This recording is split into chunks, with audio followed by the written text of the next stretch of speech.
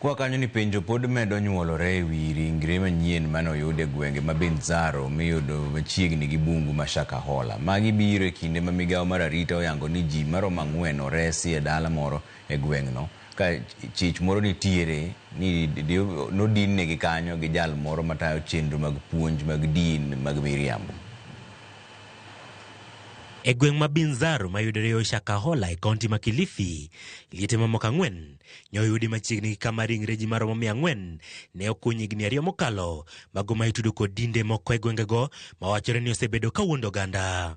Jal moro nyochwalo ng'ur kawacho ni nyithinde 2 din negi e bungego, kendo ka oywak ni nitie chenro moro ma itayo gi riwruok moro mar din mawachore ni ne timo ling' e dala moro. Wale ambao walikuwa wakiishi hapa alitokelezea kule madukani na akaomba msaada, kwa sababu walisema kwamba hapa ndani kuna mambo ambayo yanaendelea ambayo si mazuri, wanafunga hapo na hatimaye kufa kabisa. Kwa hivyo akawa anaomba msaada apige kwao ili kwamba aone anapata msaada. Alieleza kwamba alikuwa na watoto wake 6, lakini kufikia hiyo siku wote walikuwa washa kufa. Apisas mago kwa chikich ne ochopo kanyo kendo to chenro no ma itudo gi puonj mag miriambo mag din. Kanyo apisas go ne oyudo jaduong' moro ma ja higa 50 ka odinne jaduong' no ma bende ne oyangi ni olal kaluwore gi ripot mane ochiw e tesend obila ma Siaya.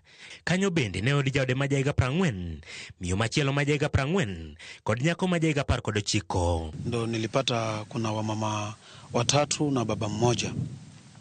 Wakati ndo tumepata hao watu 4 wakiwa wako hai, tukateremka huko chini, tukaenda tukajaribu kuzunguka, tulipata mafufu ya watu 2 ambao ni watoto wadogo.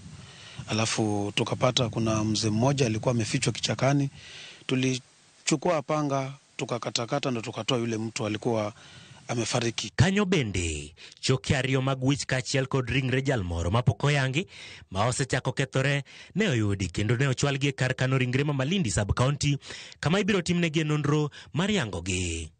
Okwach kicho yango ni achich maduong' e burano osendhi kachiel kod ji mamoko 3 ma achich ni e jota chenro mag dalano. Ji mamoko 3 bende odinegi ka itudogi kod chenro mag uso ne achijno lo ma dalano gerie.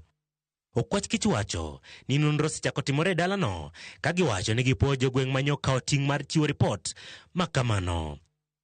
Armstrong Osutwa, Ramogi TV.